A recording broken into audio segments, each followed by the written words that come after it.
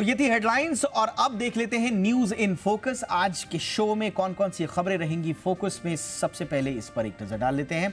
तो of course हमारी आज की कवर स्टोरी, सीट सिलेक्शन का डार्क पैटर्न। इंडिगो ने अपनी एयरलाइंस में सीट सिलेक्शन के चार्जेस को बढ़ा दिया है।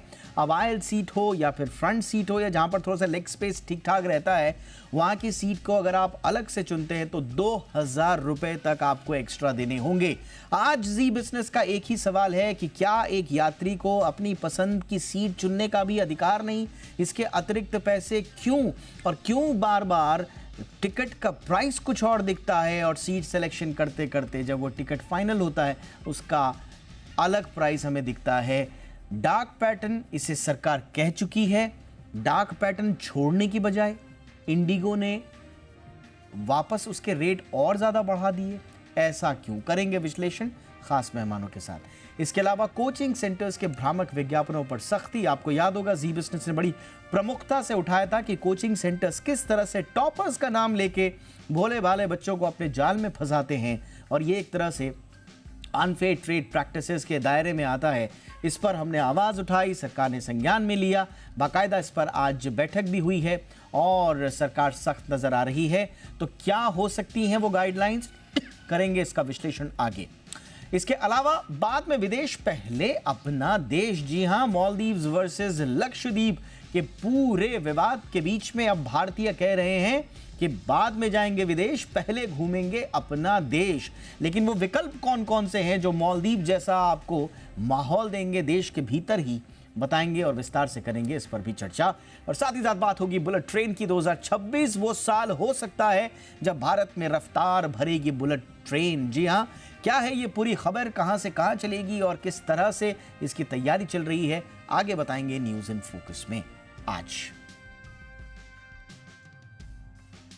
और हमेशा की तरह आज का हमारा सवाल, आज का हमारा पोल हमारी ऑडियंस, हमारे व्यूअर्स के लिए, फ्लाइट बुकिंग के वक्त सीट के लिए एक्स्ट्रा चार्ज वसूलना क्या जायज है? हाँ और ना में आपको देना है इसका जवाब। और बहुत सारे जवाब हमारे पास ऑलरेडी आ चुके हैं सोशल मीडिया पर, बहुत सारे रिएक्शंस भी आ रहे हैं। हम उन रिएक्शंस को भी समाहित करेंगे आज के शो में और बताएंगे कि देश की जनता इस सवाल का जवाब किस तरह से दे रही है। इसकी पूरी पृष्ठभूमि है इंडिगो की ओर से सीट सिलेक्शन के जो चार्जेस हैं वो बढ़ाए जाने के बाद ये सवाल उठ रहे हैं कि क्या वाकई में सीट सिलेक्शन का अधिकार भी एक ग्राहक को नहीं है? अलग से चार्जेस लेने का क्या मतलब है? और शुरुआत में टिकट दिखते हैं कुछ और बाद में कुछ और टिकट के प्राइसेस नजर आते हैं, तो ऐसा क्यों? हाँ या ना में जवाब दीजिए। सोशल मीडिया पर हमारे पोल्स खुले हैं, ऑन है, ऑनलाइन है, जाकर अपनी राय जरूर रखिए और हाँ कमेंट जरूर कीजिएगा। हम आपके कमेंट को करेंगे शो के अगले हिस्से में शामिल।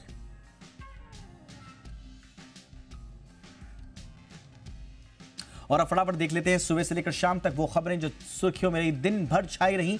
जरा सिलसिलेवार तरीके से फटाफट अंदाज में उन खबरों पर एक नजर। तो प्रधानमंत्री नरेंद्र मोदी और संयुक्त अरब अमीरात के राष्ट्रपति शेख मोहम्मद बिन जायद अल नाहयान ने आज अहमदाबाद में रोड शो किया। करीब 3 किलोमीटर लंबा ये रोड शो एयरपोर्ट से साबरमती आश्रम तक हुआ। वाइब्रेंट गुजरात समिट में हिस्सा लेने के लिए दुनिया भर की कई बड़ी कंपनियों के सीईओज गुजरात पहुंच रहे हैं। पीएम मोदी ने कई कंपनीज के सीईओज के साथ द्विपक्षीय चर्चा की। इसके अलावा 4 देशों के राष्ट्रपति और प्रधानमंत्री भी समिट पर शामिल होने के लिए गुजरात पहुंच चुके हैं। इन सभी के साथ भी पीएम मोदी ने द्विपक्षीय बैठक की है। बिहार के चर्चित नौकरी के बदले जमीन घोटाला मामले में लालू प्रसाद यादव की मुश्किलें बढ़ती जा रही हैं। ईडी ने इस मामले में नई चार्जशीट दाखिल की है। इस नई चार्जशीट में बिहार की पूर्व मुख्यमंत्री राबड़ी देवी, उनकी बेटी मीसा भारती, हेमा यादव, हृदयानंद चौधरी समेत अमित कात्याल का नाम भी शामिल किया गया है। ईडी ने 2 कंपनियों को भी इस मामले में आरोपी बनाया है। दिल्ली की राउज एवेन्यू कोर्ट में ईडी ने चार्जशीट दाखिल की है। राउज एवेन्यू कोर्ट 16 जनवरी को चार्जशीट पर सुनवाई करेगा। 22 जनवरी को राम मंदिर की प्राण प्रतिष्ठा समारोह की तैयारियों का जायजा लेने यूपी के सीएम योगी आदित्यनाथ आज अयोध्या पहुंचे। सबसे पहले सीएम योगी ने हनुमानगढ़ी और रामलला के दर्शन और पूजन अर्चन किया। उसके बाद सीएम ने शहर के विकास से जुड़ी योजनाओं का जायजा लिया। साथ ही राम मंदिर से जुड़े तमाम का उन्होंने लिया, अवलोकन किया। 22 जनवरी को होने वाले महबूब अभिषेक के लिए खरीदार से बचने की अपील की है। अयोध्या के निर्माणाधीन राम मंदिर में सोने के दरवाजे लगाए जाने का काम जोरों पर है। इस बीच पहले सोने के दरवाजे की पहली तस्वीर सामने आई है। यह दरवाजा राम लला के गर्भगृह का मुख्य द्वार है। जानकारी के मुताबिक अगले 3 दिनों में ऐसे 13 और दरवाजे लगेंगे। राम मंदिर में लगा ये पहला दरवाजा 1000 किलो के सोने की प्लेटिंग का है। दरवाजों पर विष्णु कमल, वैभव प्रतीक हाथी, प्रणाम स्वागत मुद्रा में देवी चित्र अंकित हैं। श्री राम मंदिर के दरवाजे सागौन से बने हैं। पहला दरवाजा कल यानी सोमवार को लगा था। बाकी सारे दरवाजे इस हफ्ते लग जाएंगे।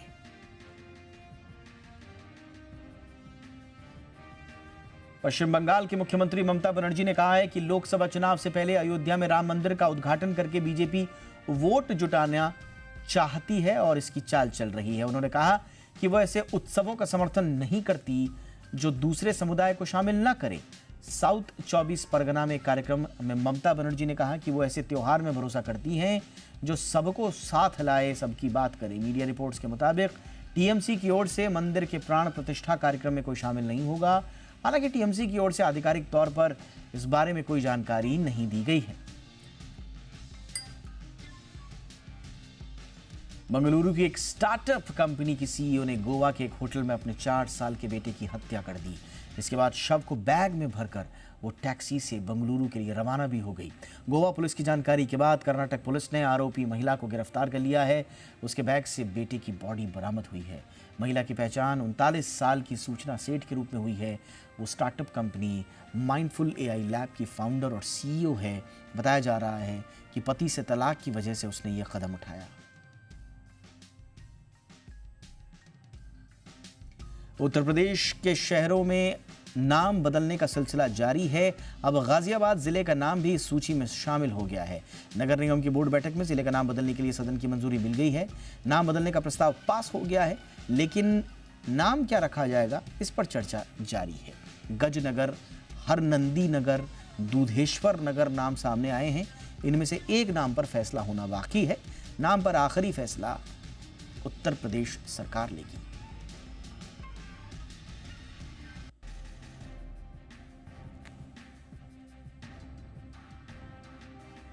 और आइए शुरू करते हैं आज की हमारी कवर स्टोरी।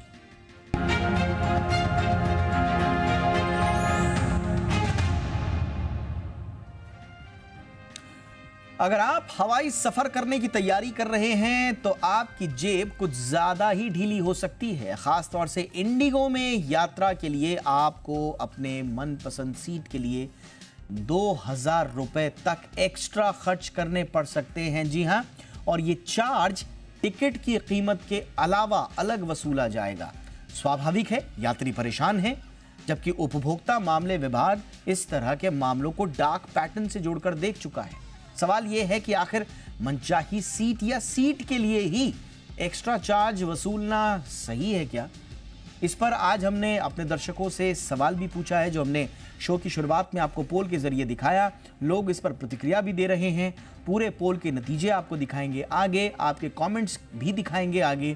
पहले ये रिपोर्ट देखिए, समझिए कि मामला क्या है, फिर हम आपको बताएंगे कि जी बिजनेस ने अपनी जो पड़ताल की है, जो हमें समझ में आ रहा है कि कहाँ गड़बड़ हुई है, इंडिगो को कहाँ नहीं करना चाहिए था, उस पर हम विस्तार से करेंगे चर्चा खास मेहमानों के साथ। पहले ये रिपोर्ट देखिए।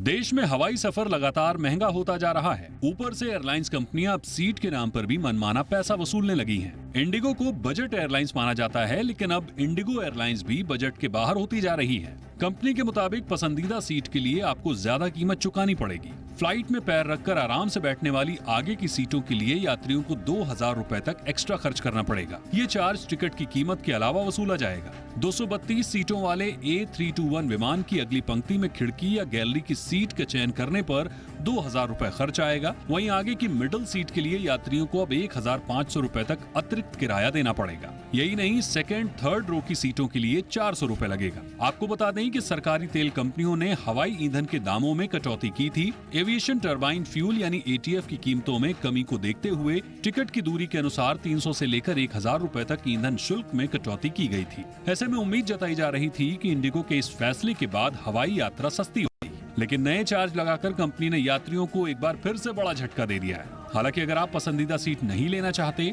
तो हमेशा की तरह फ्री सीट का चयन कर सकते हैं। एयरपोर्ट पर चेक इन के समय आपको फ्री सीट दी जाएगी, लेकिन फ्री सीट में परेशानी यह है कि अगर आपके साथ कोई दोस्त या रिश्तेदार है तो उसे एक जगह सीट मिलने की उम्मीद बेहद कम होती है। ऐसे में लोगों के लिए पैसा देना मजबूरी बन जाता है। बता दें कि इंडिगो एयरलाइंस को मार्केट का बाहुबली माना जाता है, क्योंकि भारत में इसकी हिस्सेदारी 60% की है। इंडिगो के पास 320 से ज्यादा विमानों का बेड़ा है। अपने बेड़े के साथ इंडिगो रोजाना 1900 से ज्यादा फ्लाइट ऑपरेट करती है। ये एयरलाइन 81 डोमेस्टिक डेस्टिनेशन और 32 इंटरनेशनल डेस्टिनेशन को कवर करती है। इंडिगो के बाद अब दूसरी एयरलाइंस भी टिकट सिलेक्शन के नाम पर चार्ज वसूल सकती हैं, जिसका सीधा असर हवाई यात्रियों पर होगा। हालांकि इंडिगो के नए चार्ज को लेकर लोग सोशल मीडिया पर अपना गुस्सा जाहिर कर रहे हैं। लोगों का कहना है कि एयरलाइन जब टिकट के पैसे ले रही है तो सीट के नाम पर वसूली क्यों की जा रही है। ब्यूरो रिपोर्ट, जी मीडिया। खास मेहमान इस वक्त हमारे साथ जुड़ रहे हैं और साथ ही साथ मेरे सहयोगी अमरीश पांडे भी हमारे साथ जुड़ रहे हैं, और मेहमान हमारे साथ जुड़ रहे हैं गुरमुख सिंह बाबा जी, जो कि सेक्रेटरी जनरल हैं ATA यानी कि एयर ट्रैवलर्स एसोसिएशन। बहुत बहुत स्वागत है गुरमुख जी आपका हमारे शो पर।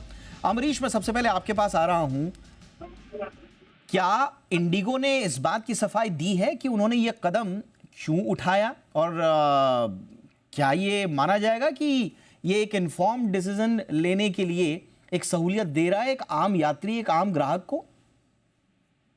देखिए, सबसे पहले आपने इंडिगो की बात करें तो इंडिगो से हम सवेरे से ये पूछ रहे हैं कि क्या आपने इस फैसले की कोई रिलीज, कोई घोषणा की है या सिर्फ वेबसाइट पर अपडेट किया, लेकिन अभी तक उनसे कोई आधिकारिक जानकारी नहीं मिल पाई है। लेकिन ये जरूर है कि इंडिगो ने अचानक बिना किसी पूर्व सूचना के अपनी वेबसाइट पर पुराने रेट्स की बजाय नए रेट्स अपडेट कर दिए हैं, जो कि एक इन्फॉर्म डिसीजन लेने के लिए ग्राहक के लिए एक बेहद असुविधाजनक तरीका है। क्योंकि आमतौर पर ग्राहक की प्रैक्टिस होती है वो किसी ट्रैवल पोर्टल के जरिए टिकट बुक करता है या फिर किसी एजेंट के जरिए ट्रैवल बुक करता है, और जब भी हम टिकट खरीदते हैं तो हम टिकट का क्या दाम है वो देखते हैं, ना कि उसके आजू बाजू के जो टैक्सेस या फिर एक्स्ट्रा चार्जेस है वो देखते हैं। तो ये ग्राहक को एक इन्फॉर्म डिसीजन लेने के लिए बेहद गंभीर एक मसला है जरूर, क्योंकि अगर हम पुरानी शिकायतों को देखें जो कि NTH पे थी, कंज्यूमर अफेयर्स मंत्रालय के अधीन अभी ये शिकायतें रही, जिसपे कि एविएशन रेगुलेटर और एविएशन मंत्रालय के बीच उनकी डिस्कशन अभी भी जारी है। एक निर्देश जरूर दिया गया था एविएशन मंत्रालय की तरफ से उन एयरलाइंस को कि इस तरह की जो प्रैक्टिस है, जिसको कि डार्क पैटर्न या फिर अनफेयर ट्रेड प्रैक्टिस कहा जाता है, इसको रोकने की जरूरत है। लेकिन इस फैसले से साफ दिखता है कि इंडिगो, जो कि सबसे बड़ा प्लेयर है एविएशन मार्केट में, कम से कम डोमेस्टिक मार्केट में तो है ही, वो अपनी मनमानी लगातार जारी किए हुए है। डार्क पैटर्न तो कहीं नहीं रोके उन्होंने। हाँ, ये जरूर है कि उन्होंने चार्जेस भी बढ़ा दिए हैं। जिस डार्क पैटर्न को रोकने की बात कही जा रही थी, उसको रोकने की बजाय उसके चार्जेस बढ़ा दिए। तो कुल मिलाकर एक ट्रांसपेरेंट डिसीजन नहीं है और ग्राहक को असुविधा वैसी की वैसी बनी हुई। दीपक, और इसीलिए जी बिजनेस की जो आपने पड़ताल की है उसमें एक एक करके सिलसिलेवार तरीके से जो हमारा ऑब्जर्वेशन है, और वो एक तरह से सवाल है जी बिजनेस के, जो अभी अमरीश ने कहा, नंबर 1, एयरलाइंस ने बिना किसी पूर्व सूचना के वेबसाइट पर अपडेट कर दिया। आपने ग्राहकों को बताने का कोई इकोसिस्टम नहीं बनाया, उस तक सही जानकारी पहुंचे। ठीक है, आपने अपनी वेबसाइट में डाल दिया गुपचुप तरीके से, लेकिन इस बात की क्या गारंटी है कि हर कोई आपकी वेबसाइट पर आकर चेक कर रहा है कि आपके अपडेट्स क्या है क्या नहीं, जबकि आपके टिकट्स तो तरह तरह के प्लेटफॉर्म से मिल रहे हैं। तो क्या आपने इन्फॉर्म डिसीजन लेने में सहूलियत दी? ये एक बड़ा सवाल। दूसरा, ग्राहक को ट्रांसपेरेंट तरीके से जानकारी नहीं दी गई, ऐसा प्रतीत होता है इंडिगो के इस कदम से। तीसरा, डार्क पैटर्न प्रैक्टिस की शिकायतें भी यही तो बयां करती हैं। जो उपभोक्ता मामले के मंत्रालय ने 13-14 डार्क पैटर्न्स की सूची बनाई है, बाकायदा सचिव महोदय ने प्रेजेंटेशन दिया था मीडिया के सामने, उसमें यह भी था, और ये लगभग डार्क पैटर्न की कैटेगरी में ही फॉल हो रहा है। तो आपने डार्क पैटर्न से बाहर आने की बजाय उल्टा चार्जेस बढ़ा दिए, और तो एक और आपने काम कर दिया जिससे ग्राहक परेशान है। तो सवाल उठना लाजमी है। सरकार स्पष्ट कर चुकी है कि ग्राहक को पूरी जानकारी नहीं देना अनफेयर ट्रेड प्रैक्टिसेस है। तो खुद सवाल आप पूछिए कि क्या आपने जानकारी दी, क्या हमारे ग्राहकों को जानकारी सही तरीके से मिली, या ये एक सीमित, बिल्कुल सीमित एक तरह का जानकारी देने का तरीका था।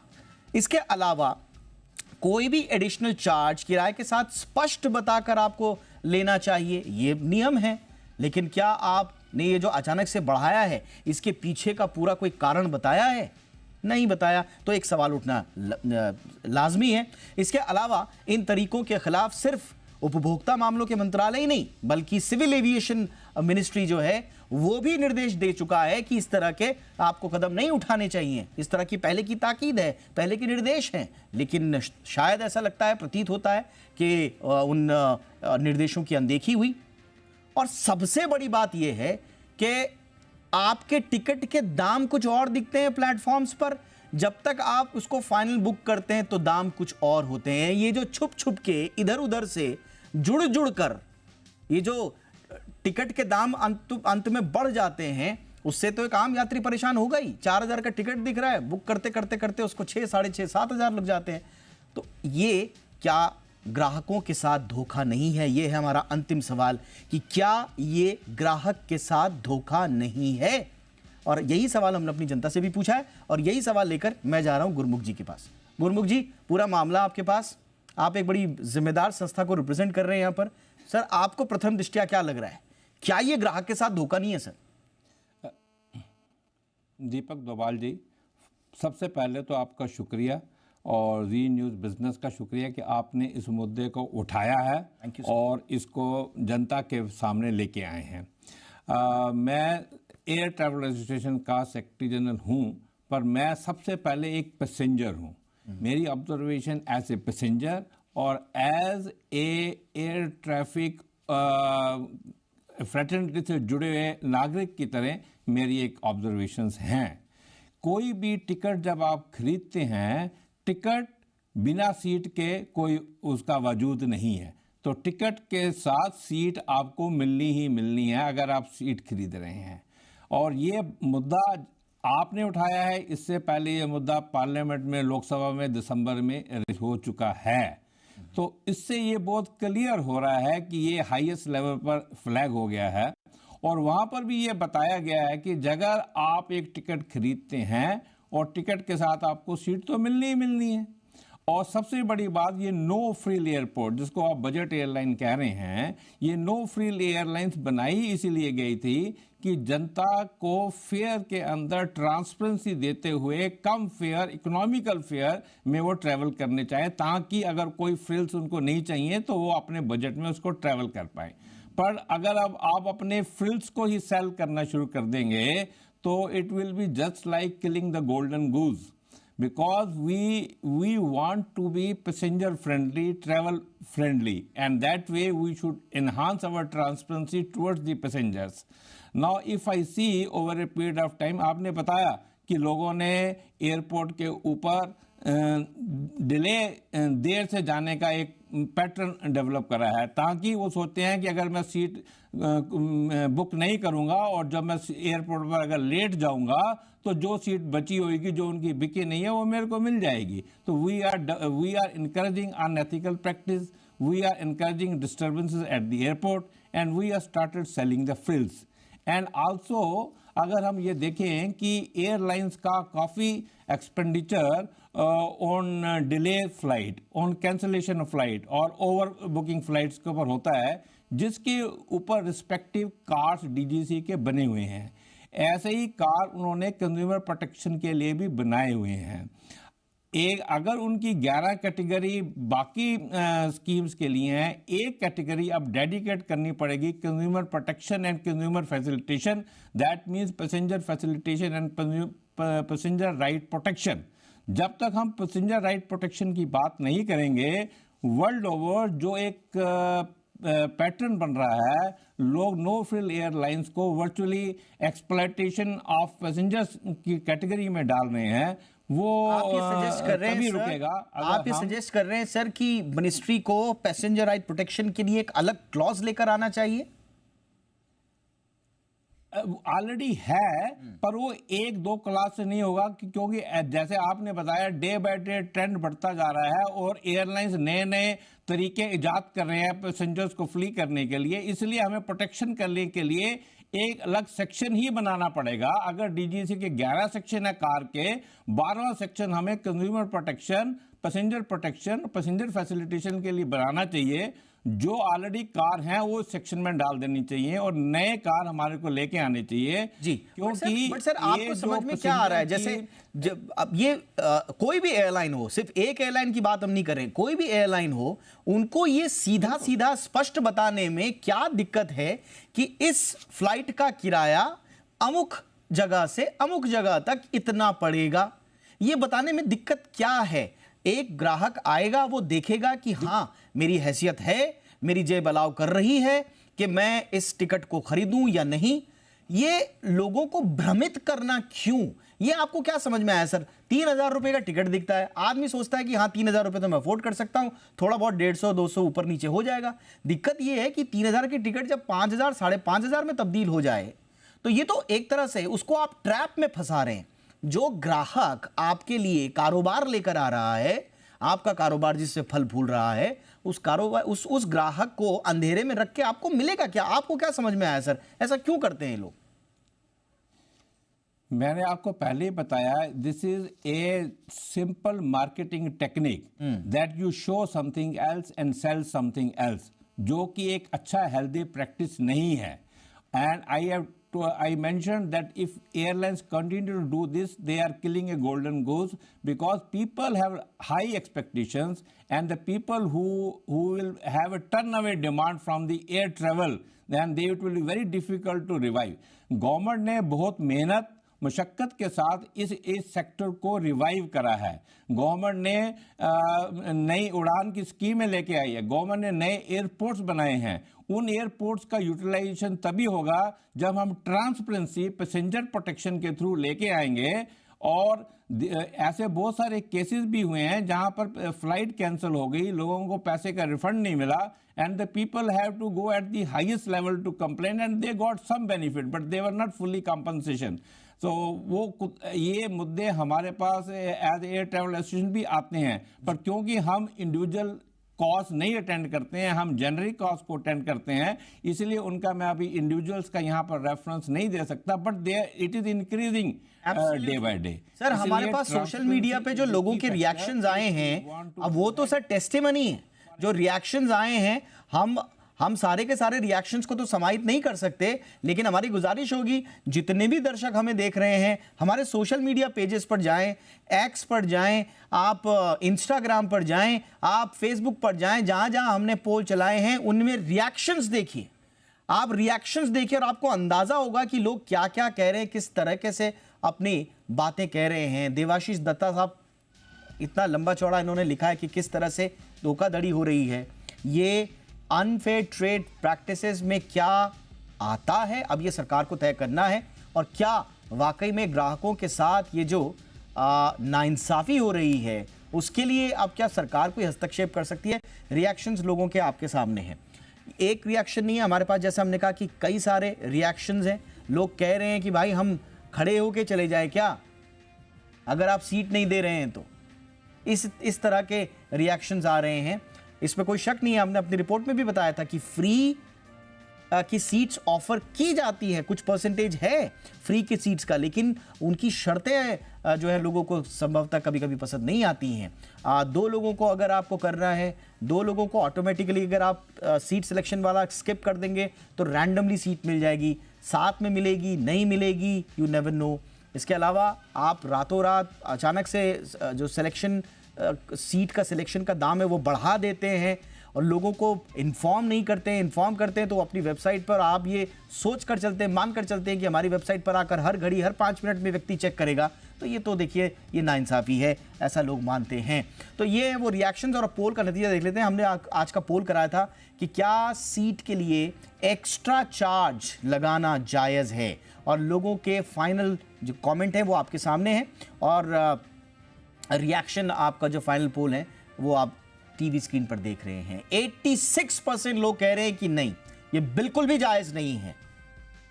14% लोग फिर भी कह रहे हैं कि हाँ हो सकता है ये जायज़ हो सकता है उनके दिमाग में हो कि भाई कारोबार किस तरह से किया जाएगा, लेकिन मेजॉरिटी 86% लोग कह रहे हैं कि बिल्कुल भी जायज़ नहीं है। और ये सिर्फ हाँ या ना में लोगों ने जवाब नहीं दिया है, जैसा हमने आपको बताया कि आप सिलसिलेवार तरीके से आप कमेंट्स देखिए, कमेंट्स पढ़िए, आपको फिर समझ में आएगा कि ये आम आदमी को चुभने वाला मुद्दा है, ये आम आदमी की जेब पर भारी पड़ने वाला मुद्दा है, इसीलिए लोग खुलकर इतना रिएक्शन दे रहे हैं। तो इसलिए हम ये चाहते हैं कि इसमें कम से कम इंसाफ मिले लोगों को, लेकिन इंसाफ कैसे मिले? सर, मेरा आखिरी सवाल अब आपसे होगा, इसमें सर आप कहीं सरकार की भूमिका देखते हैं? सरकार ने बहुत कुछ करा है, पर कुछ और करने की जरूरत है। और सरकार की भूमिका है, क्योंकि जब ये low cost airlines, no frill airlines बनाई गई थी, उसके अंदर मेन मुद्दा यही था कि इनको थोड़ी सी फ्रीडम दी जाए, और ताकि ये पैसेंजर्स को एक ऑप्शन दे पाए, पैसेंजर अपने फेयर को कम खर्चा करके ट्रैवल कर पाए, ना कि उसको एक्सप्लॉइट करा जाए। अभी सिचुएशन ये आ गई है, उस नो फ्रिल्स को एक्सप्लॉइट किया जा रहा है। उस एक्सप्लॉइटेशन को प्रोटेक्शन के लिए गवर्नमेंट की मदद की जरूरत है, क्योंकि बिना गवर्नमेंट के कोई सुधार संभव नहीं है। अनएथिकल प्रैक्टिसेस को स्टॉप करना, उसके लिए एक डेटरेंट बनाना बहुत जरूरी है। और गवर्नमेंट के जितने भी कार्यक्रम, नए एयरपोर्ट्स बनाना, नए रूट्स बनाना और टूरिज्म और एविएशन को प्रमोट करना, वो सब पर नेगेटिव इम्पैक्ट पड़ेगा अगर हम इस टाइप की प्रैक्टिसेस को और एविएशन में ट्रैवलर्स को डिस्करेजमेंट को नहीं रोक पाएंगे। तो इसलिए यस, गवर्नमेंट की जरूरत है, इंटरवेंशन की जरूरत है, कंट्रोल की जरूरत नहीं है, एक गाइडेंस, एक प्रोटेक्शन की जरूरत जरूर है। एब्सोल्युटली सर, ये तो देखिए इंडस्ट्री खुद कहती है कि हमें डंडे की आवश्यकता नहीं है, और कोई भी इंडस्ट्री नहीं चाहेगी कि सरकार का 24 घंटे उसके ऊपर डंडा रहे। लेकिन आप माहौल ऐसा बना दीजिए ना कि आपको बोलने की आवश्यकता ही ना पड़े। आप माहौल ऐसा बनाइए कि यात्री जो हैं वो सरकार से ये गुजारिश ना करें कि आप आकर मोर्चा संभालिए, हमको तो कोई कुछ मान नहीं रहा है, एक यात्री को कोई कुछ मान नहीं रहा है, एक यात्री को पूछ नहीं रहा है, मनमानी चल रही है, तो फिर सरकार के इंटरवेंशन की जरूरत होगी ही नहीं। ये तो आपके ऊपर है। लेकिन अगर आप हदों को पार करेंगे तो स्वाभाविक रूप से यात्रियों का गुस्सा जिस तरह से हमारे कमेंट्स में फूट रहा है वो फूटेगा, और जवाब फिर अंततोगत्वा देना पड़ेगा आपको ही। शुक्रिया सर, आपने वक्त निकाला हमारे लिए, हमारे दर्शकों के लिए। जी सर, कुछ कहना चाह रहे हैं? मैं ये कह रहा था, एक रिसेंट एग्जांपल देखिए, अभी लास्ट ईयर एयरपोर्ट्स के ऊपर कंजेशन की प्रॉब्लम हुई थी। मंत्री जी सीधा एयरपोर्ट पर एक विजिट करने से ही इम्पैक्ट हो गया, सब कुछ सुधार होना शुरू हो गया, रिवर्सल स्टार्ट हो गई। इसलिए खाली एक बस इशारा करने की जरूरत है गवर्नमेंट की, everything will improve. Thank you. बिल्कुल sir, thank you so much sir, बहुत इंपॉर्टेंट सजेशंस आपने दिए, और हमारे दर्शक जो बात सुनना चाह रहे थे, जो बात एक गाइडेंस के तौर पर आपसे सुनना चाह रहे थे, वो आपने दिया। थैंक यू सो मच वक्त निकालने के लिए आपका। तो ये थी आज की हमारी कवर स्टोरी, और हम उम्मीद करते हैं कि एक आम पैसेंजर को उसका हक मिले। और हक सिंपल है, जो रेट उसने देखा है, जिस भी प्लेटफॉर्म पर देखा है, वही उसी रेट पर आखिरकार उसे वो टिकट मिले। उसे ऐसा ना लगे कि रेट देखा कुछ और था और करते करते रेट कुछ और देना पड़ रहा है, उसे ठगा हुआ सा महसूस हो, उसे छलावा सा महसूस हो, उसे ऐसा लगे कि क्या हो गया मेरे साथ, ये तो धोखा हो गया। ये ऐसी बेचारगी की स्थिति में कंज्यूमर नहीं आना चाहिए, क्योंकि वो ये डिजर्व नहीं करता। शुक्रिया बहुत बहुत एक बार फिर, और आज की हमारी कवर स्टोरी यही थी। जी एंटरटेनमेंट और सोनी के मर्जर को लेकर कोई अनिश्चितता नहीं है। जी एंटरटेनमेंट ने आज एक्सचेंज फाइलिंग में उन मीडिया रिपोर्ट्स को खारिज कर दिया है जिनमें दावा किया गया था कि सोनी और जी के बीच का मर्जर डील रद्द हो सकती है। न्यूज एजेंसी ब्लूमबर्ग की रिपोर्ट में दावा किया गया था कि सोनी ग्रुप विलय को रद्द करने की योजना बना रहा है। एक्सचेंज फाइलिंग में जी एंटरटेनमेंट ने कहा कि वो दोहराना चाहते हैं कि कंपनी सोनी के साथ मर्जर के लिए कमिटेड है। कंपनी प्रस्तावित मर्जर के सक्सेसफुल क्लोजर की दिशा में काम कर रही है। पॉलीकैब इंडिया के शेयर आज करीब 9% की गिरावट के साथ बंद हुए। शेयरों में यह गिरावट 200 करोड़ रुपए की टैक्स चोरी की रिपोर्ट के बाद सामने आया है। जी बिजनेस को सूत्रों से मिली जानकारी के मुताबिक इनकम टैक्स विभाग ने 250 से 300 करोड़ रुपए की टैक्स गड़बड़ियां पकड़ी हैं। सूत्रों के मुताबिक प्रमोटर ने बिक्री कंपनी में ना दिखाकर हर साल करीब 250 से 300 करोड़ रुपए की बिक्री अपने अकाउंट में दिखाई। हालांकि कंपनी ने इन आरोपों से इनकार किया है। आपको बता दें कि आईटी विभाग ने 22 दिसंबर को कंपनी के 50 ठिकानों पर छापेमारी की थी।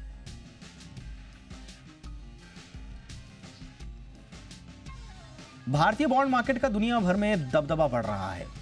जल्द ही ब्लूमबर्ग भी भारत के बॉन्ड्स को अपने एक इंडेक्स में शामिल करने जा रहा है। इस साल सितंबर में भारत के सरकारी बॉन्ड्स को ब्लूमबर्ग के इंडेक्स में शामिल किया जा सकता है। प्रस्ताव के मुताबिक भारत का सरकारी बॉन्ड जनवरी 2025 में फार यानी कि फुल्ली एक्सेसिबल रूट कैटेगरी के तहत ब्लूमबर्ग इंडेक्स में शामिल हो जाएगा। उस समय भारत के सरकारी बॉन्ड्स ब्लूमबर्ग इमर्जिंग मार्केट के 10% कंट्री कैप्ड इंडेक्स में आ जाएंगे। जेपी मॉर्गन ने जून 2024 से शुरू होने वाले GBIM ग्लोबल इंडेक्स में भारत के सरकारी बॉन्ड्स को शामिल करने का ऐलान किया है। Metal cutting computer numerical control machine के मैन्युफैक्चरर ज्योति CNC ऑटोमेशन का IPO आज से निवेश के लिए खुल गया है। पहले ही दिन IPO को 2.5 गुना भर गया। इस IPO में 11 जनवरी तक पैसे लगाए जा सकते हैं। कंपनी ने IPO के लिए प्राइस बैंड 315 रुपए से 331 रुपए प्रति शेयर तय किया है। कंपनी इस IPO के जरिए 1000 करोड़ रुपए जुटाना चाहती है। यह इस साल का पहला मेन बोर्ड IPO है। जी बिजनेस के मैनेजिंग एडिटर अनिल सिंघवी ने सिर्फ ज्यादा जोखिम लेने वाले निवेशकों को ही पैसे लगाने की सलाह दी है। Coffee chain store Tata Starbucks की 2028 तक 1000 स्टोर खोलने की योजना है। उसके अभी 390 स्टोर्स हैं। कंपनी के बयान के मुताबिक कंपनी की हर 3 दिन में एक नया स्टोर खोलने की योजना है। साथ ही कंपनी की योजना टियर 2 और टियर 3 शहरों में उतरने की भी है।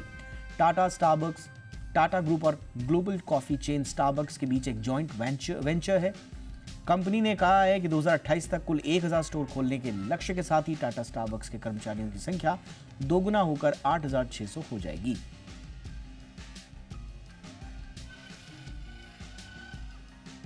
सऊदी अरब की ओर से कच्चे तेल की कीमतें घटाने के भारत की कंपनियों को इंपोर्ट बढ़ाने पर विचार कर रही हैं। सूत्रों के मुताबिक इंडियन ऑयल और भारत पेट्रोलियम सऊदी अरामको से अपने क्रूड इंपोर्ट को 1 मिलियन बैरल अतिरिक्त बढ़ाने पर विचार कर रहे हैं। सूत्रों का कहना है कि IOC सऊदी अरब और पश्चिम अफ्रीका से तेल आयात बढ़ाने पर विचार कर रही है। इसका एक कारण पेमेंट चुनौतियों के कारण रूस से तेल खरीदने में आ रही कठिनाइयां भी हैं। आपको बता दें कि सऊदी अरब ने फरवरी के लिए अपने मुख्य एक्सपोर्ट ग्रेड के प्राइस को 27 महीनों में सबसे सस्ता कर दिया है। रेनो इंडिया ने अपनी तीनों पॉपुलर कार क्विड, ट्राइबर और काइगर को नए अपडेट्स के साथ लॉन्च कर दिया है। रेनो इंडिया ने दिल्ली में कार्यक्रम के दौरान कंपनी के नए लोगो को भी अनवील किया। 2024 रेनो क्विड क्लाइंबर 3 नए dual tone body colour option के साथ आई है।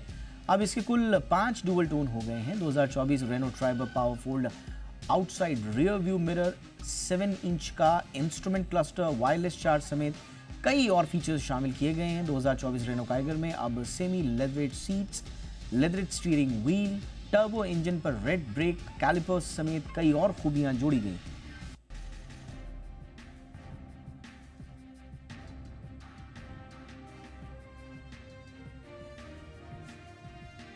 कोचिंग सेंटर्स के भ्रामक विज्ञापनों पर सेंट्रल कंज्यूमर प्रोटेक्शन अथॉरिटी सख्त हो चुकी है। CCPA की पहली बैठक में ड्राफ्ट गाइडलाइंस पर चर्चा हुई। क्या है ये चर्चा, किस तरह की चर्चा हुई, क्या क्या मंथन हुआ है, समझते हैं मेरे सहयोगी अमरीश पांडे से। अमरीश बताइए क्या अपडेट है इस खबर को, इस बैठक को लेकर क्या क्या मंथन हुआ है? देखिए दीपक, सबसे बड़ी जो दिक्कत है वो ये है कि जब स्टूडेंट किसी कोचिंग संस्थान का चयन करता है तो वो उससे जुड़े विज्ञापनों को देखता है और उस भ्रम में आकर वो कई बार धोखा खा जाता है। कई बार उस संस्थान से कोई स्टूडेंट पास आउट नहीं होता है, कई बार उसके पास कोई टीचर, कोई इंफ्रास्ट्रक्चर नहीं होता। बावजूद इतने लुभावने विज्ञापन होते हैं उनके, इस तरह की धोखेबाजी होती है जिसके चक्कर में वो स्टूडेंट पढ़ता है, उसको उसकी स्टडी अफेक्ट करती है, साथ में उसके पैसे खराब होते हैं। इस बात की चिंता CCPA को थी। CCPA के पास बहुत सारी ऐसी शिकायतें थी जिसको कि ध्यान में रखते हुए कमेटी बनाई गई थी कि किस तरह के दिशा निर्देश जो है इन कोचिंग संस्थानों के लिए होने चाहिए। आज उसकी पहली बैठक थी और बैठक में 2 बातें स्पष्ट तौर पर कही गई कि पहले तो ये कि 1 महीने के दौरान ये पूरी गाइडलाइंस को तैयार किया जाएगा, लेकिन तब तक जब तक ये दिशा निर्देश तैयार नहीं होते हैं तब तक जो मौजूदा कानून है उसके अनुसार स्पष्ट तौर पर किसी भी तरीके का भ्रामक विज्ञापन कोचिंग संस्थान नहीं दे सकते हैं। अगर उनके पास कोई फीस कोई कोर्स है जिसका कंटेंट वो ऑफर कर रहे हैं वो भी फ्री में ऑफर कर रहे हैं, बावजूद इसके इस ऑफर के जितना बड़ा ये ऑफर का शब्द लिखते हैं उतने ही बड़े में डिस्क्लेमर भी लिखना है कि इसके लिए उन्होंने कहीं कोई और चार्जेस लिए हैं या किसी और को इसको प्रमोट करने के लिए कोई पैसे दिए हैं क्या।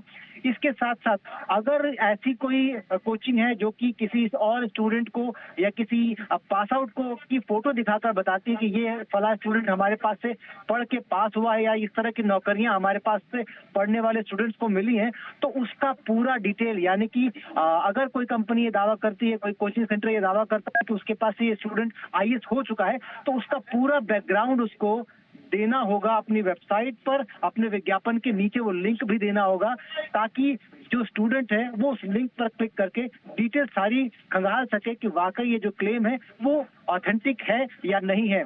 इसके साथ जो सबसे बड़ी जो बात कही गई है आज की बैठक में वो ये है कि मौजूदा जो कानून है वो अपने आप में इतने सख्त हैं, अगर कोई कोचिंग संस्था इसको फॉलो नहीं करता है तो उन पर जो कार्रवाई है वो उनकी शटरिंग तक यानी कि उनको बंद किए जाने तक हो सकती है।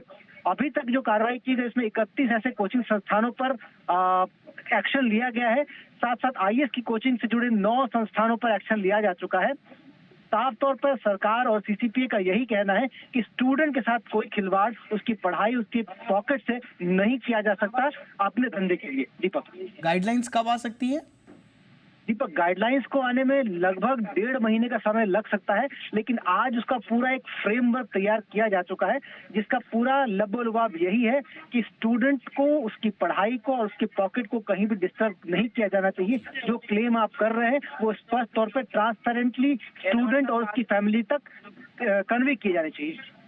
जी बिजनेस डे 1 से इस मामले को कवर कर रहा है और इस मामले को प्रमुखता से उठा चुका है। इस बीच जो बैठकें हो रही हैं उसका हम आपको सार भी बता रहे हैं ताकि आपको पता चलता रहे कि CCPA किस दिशा में अपनी गाइडलाइंस को आगे ले जा रहा है। और जैसे अमरीश बता रहे हैं 1.5 महीने बाद जब गाइडलाइंस आ जाएंगी उसके बाद भी हम उनका मंथन करेंगे और तब तक जो भी इस तरह की बैठकें होंगी हम आप तक वो खबर पहुंचाते रहेंगे। शुक्रिया अमरीश इस तमाम जानकारी के लिए। आइए आगे बढ़ते हैं। टेक्सटाइल सेक्रेटरी रचना शाह का कहना है कि अनियंत्रित कपड़ा इंपोर्ट पर सरकार की नजर है। सभी पोर्ट्स और संबंधित जगहों पर डेटा की स्टडी की जा रही है और इसे लेकर जरूरी कदम उठाए जाएंगे। साथ ही इंडिया साइज पर चर्चा भी अंतिम चरण में है और जल्द ही इसे लागू किया जाएगा। उन्होंने और भी क्या कुछ कहा, सुनिए। इंडिया साइज को लेकर काफ़ी दिनों से हम चर्चा कर रहे हैं, कपड़ों के लिए भी जूतों के लिए भी, अभी क्या उसकी प्रोग्रेस है? जी, इंडिया साइजिंग पर एक एक्सरसाइज की गई है जिसमें गारमेंट्स का जो साइज़ जो इंडिया की पॉपुलेशन के लिए सबसे सूटेबल होगा उसके बारे में बहुत ही कॉम्प्रिहेंसिव स्टडी और फील्ड पे स्टडी करके उसकी रिपोर्ट वगैरह फाइनलाइज की गई और बहुत जल्द हम ये इंडस्ट्री के साथ में शेयर कर पाएंगे और इसका फॉर्मल लॉन्च कर पाएंगे।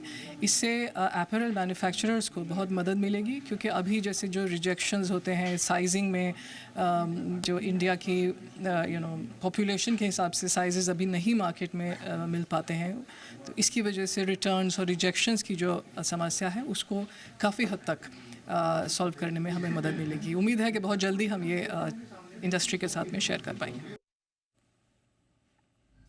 मुंबई से अहमदाबाद के बीच हाई स्पीड बुलेट ट्रेन का निर्माण तेजी से चल रहा है। खास बात यह है कि इस रूट के लिए जमीन अधिग्रहण का काम भी अब 100% पूरा हो चुका है। ये ट्रेन साल 2026 से भारत में रफ्तार बढ़ती हुई नजर आ सकती है।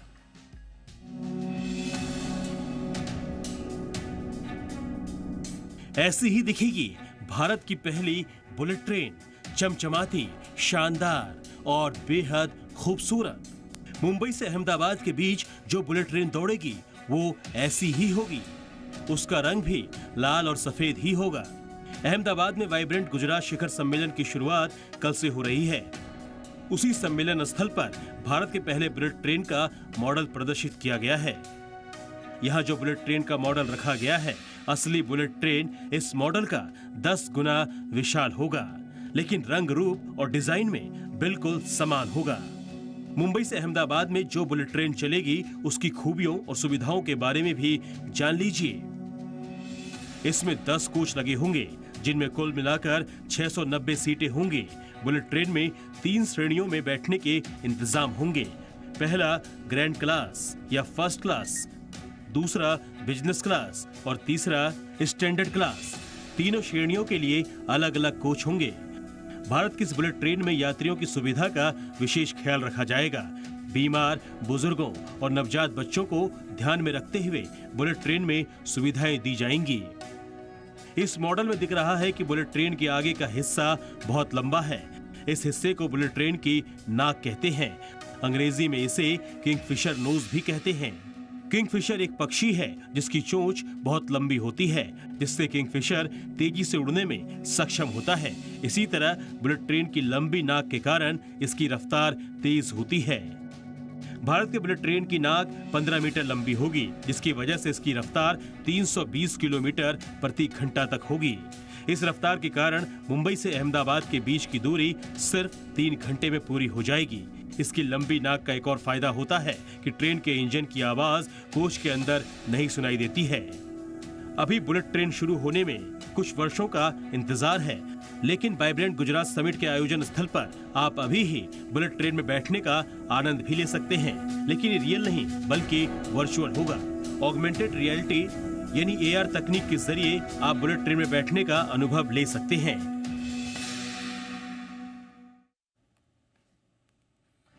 समुद्र पर बने देश के सबसे लंबे ब्रिज का उद्घाटन 12 जनवरी को प्रधानमंत्री नरेंद्र मोदी करेंगे। अटल बिहारी वाजपेयी शिवडी न्हावा शेवा अटल सेतु यानी कि MTHL से मुंबई से नवी मुंबई का सफर कैसे होगा पूरा, बता रहे हैं जी मीडिया संवाददाता सुबोध मिश्रा। इंफ्रास्ट्रक्चर डेवलपमेंट में मुंबईकरों को जो इस साल सबसे बड़ी सौगात मिलने वाली है वो है Atal Bihari Vajpayee trans harbour link road. जी हाँ, 12 जनवरी को इसका उद्घाटन होने वाला है और इस वक्त मैं उसी ब्रिज पर हूँ। इसमें सबसे बड़ी चीज़ ये है कि देश का सबसे लंबा समुद्री ब्रिज है, क्योंकि जो 22 किलोमीटर की अगर बात करें तो उसमें तकरीबन 16.5 किलोमीटर सिर्फ डीप सी में ये ब्रिज खड़ा है। पीछे की तरफ देखेंगे तो यहाँ पर आपको साउंड बैरियर भी मिलेंगे जो आपको मेरे राइट में दिख रहे हैं और उसके पीछे समंदर है। आपको मैं बता दूं कि ये जो ब्रिज है इसको बनाने में तकरीबन 15,000 मजदूरों ने काम किया है और लगातार काम किया है।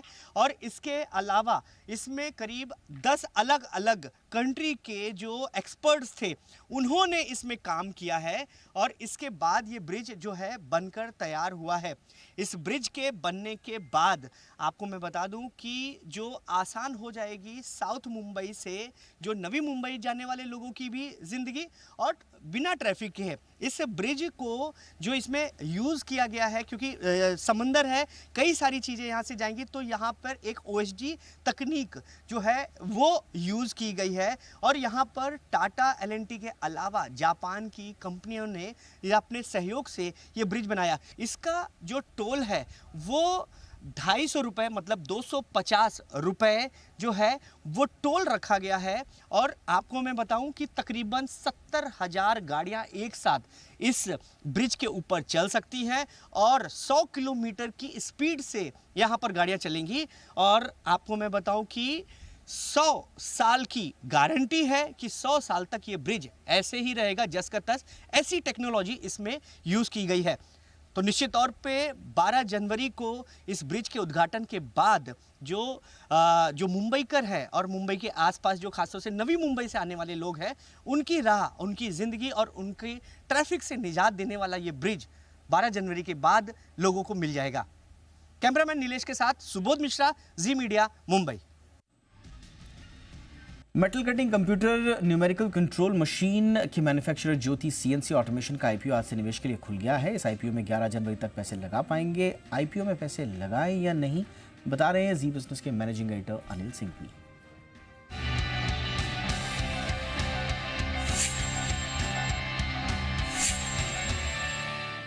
प्रोमोटर्स एक्सपीरियंस्ड है, इस बिजनेस में लंबे समय से हैं और उनका अनुभव जबरदस्त है।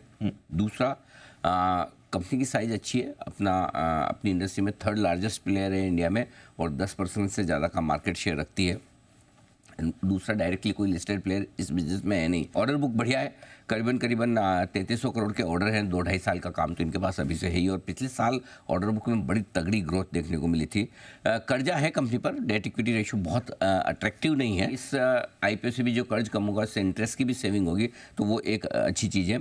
और ग्रोथ आउटलुक अभी भी है, क्योंकि कैपेसिटी एक्सपांशन की ज़रूरत नहीं है, अभी भी कैपेसिटी इनके पास काफ़ी स्पेयर पड़ी है, तो जिससे ये आगे आने वाले 2-3 साल में अच्छा ग्रोथ कर सकते हैं। नेगेटिव्स क्या है?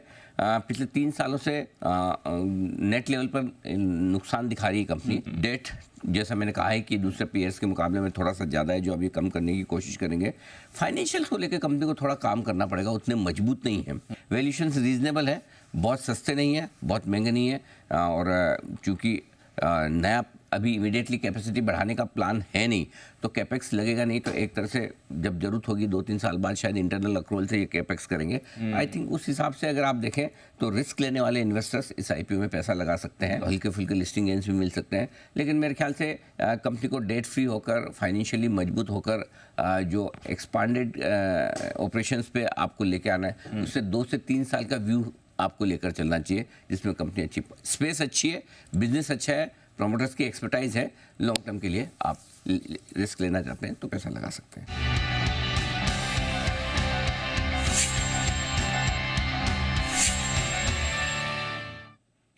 इंडिया 360 में आज बस इतना ही। इजाजत दीजिए। #ZEIndia360 याद रखिए। कोई राय, कोई सुझाव हो तो जरूर भेजिएगा। नमस्कार।